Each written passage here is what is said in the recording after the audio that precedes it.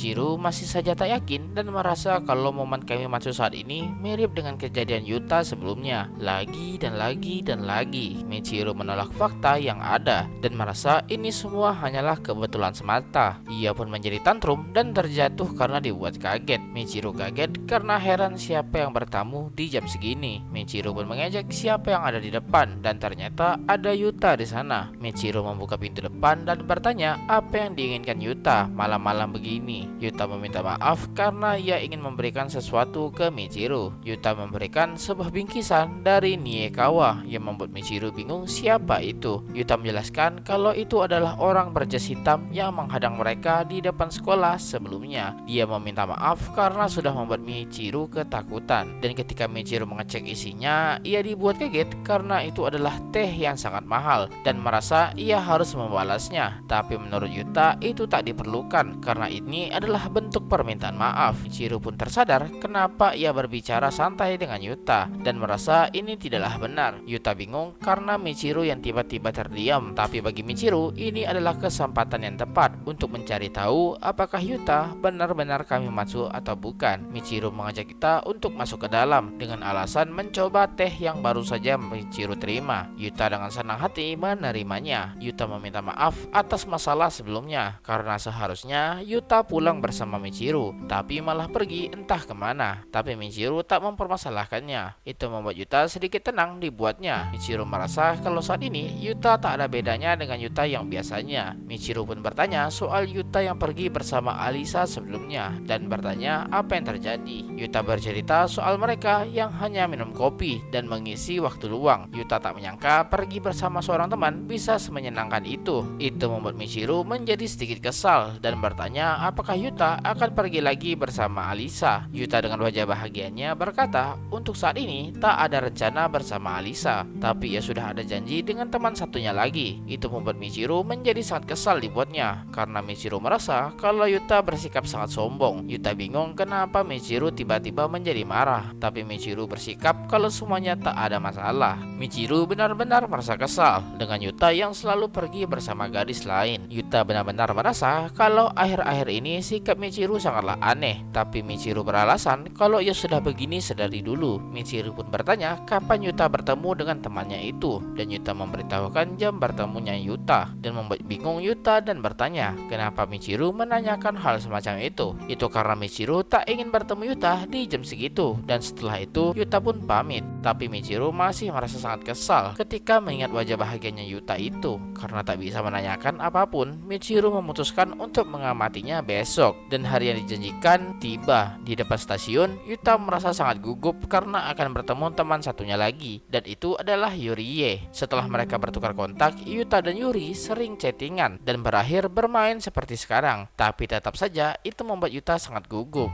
Dan dari kejauhan, seseorang memanggil Yuta yang adalah Yuri yang sedang menyamar. Yuri meminta maaf karena sudah membuat Yuta menunggu lama. Tapi Yuta yang melihat Yuri meskipun sudah menyamar, Yuri masih saja terlihat cantik. Yuta pun menyapa balik Yuri dan tak masalah karena Yuta juga baru sampai, yang membuat Yuri menjadi tenang. Tapi sebelum mereka pergi, Yuri meminta maaf ke Yuta yang membuat Yuta bingung. Yuri berbicara soal kejadian di pesta sebelumnya di mana ia bertindak sedikit berlebihan dan pastinya membuat Yuta sedikit tak nyaman. Ketika semuanya sudah tenang, Yuri baru mengerti apa yang sudah ia lakukan. Tapi Yuta sendiri tak keberatan soal kejadian itu. Juga karena Alisa dan Yuri, pestanya menjadi semakin menyenangkan bagi Yuta. Itu membuat Yuri masih tak yakin, tapi Yuta membenarkannya dan merasa itu tak perlu dipikirkan lagi. Mendengar itu membuat Yuri menjadi sangat senang dibuatnya dan mereka pun lanjut bersenang-senang dan melupakan masalah sebelumnya. Tapi Yuta kaget karena tak menyangka tangannya akan digenggam oleh Yuri dan merasa malu karena tak terbiasa saja. Yuta juga merasa tenang melihat Yuri yang begitu percaya diri. Yuri senang karena Yuta adalah pria yang pertama kali ia kencani. Mendengar itu membuat Yuta menjadi sangat malu dibuatnya. Yuri juga sudah terbiasa menghadapi laki-laki berkat saudara-saudaranya. Itu membuat Yuta kaget kalau Yuri punya saudara laki-laki dan sekarang mereka sedang menuju bioskop untuk menonton. Tapi bioskop terlihat sangat ramai